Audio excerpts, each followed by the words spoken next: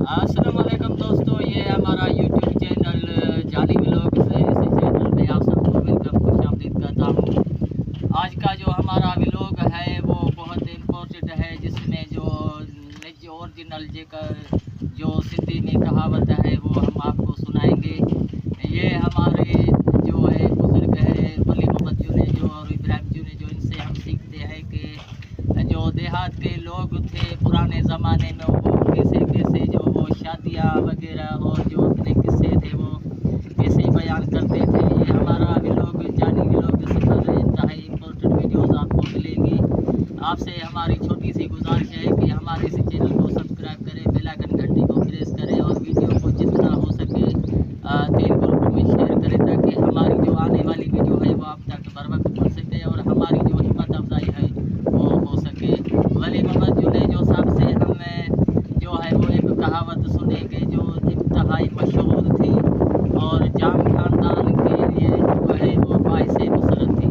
वली मोहम्मद सही जाम लाखों जो हो सो उनको पुत्र जी शादी करण जो पुत्र जी शादी करण कंहिं मुल्क में वियो त हुनखे चऊं त स उठ हुजे, स उन जा मुड़ुस हुजे ऐं सई खे सोनू लकड़ हथ में हुजे।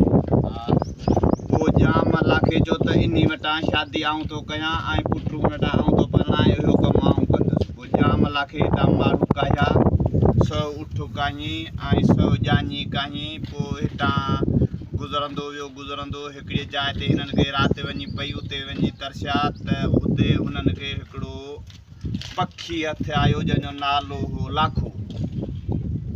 लाखो पखी हो। पोइ उन ते हू रंग जो अछो हो। पोइ हुनखे घोट हुन ते हथु घुमायो त हुनजो जेके मथां खंभ आहे बिल्कुलु ॻाढ़ा थी विया।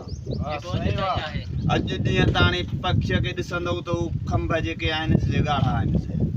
पोइ उते लाखो पखी पोइ उते जंहिंमहिल विया तेॾीमहिल हुननि खे असुर जो टेम थियो त जाम लाखे निमाज़ पढ़ी, जाम निमाज़ पढ़ी फजर जे वक़्त खां वेठो हो। वरी तहजुद पढ़ी ऐं सलाम वारे वेठो त हुननि खे किन माण्हुनि चयो त पाण वटि सोनू लकड़ हिक खे बि हथ में कोन्हे, अॻिते पाण कीअं हलूं। त जाम लाखे चयो त तव्हांखे आऊं चींदुसि, पोइ वणनि मां सभु अवां लकड़ पटिजो।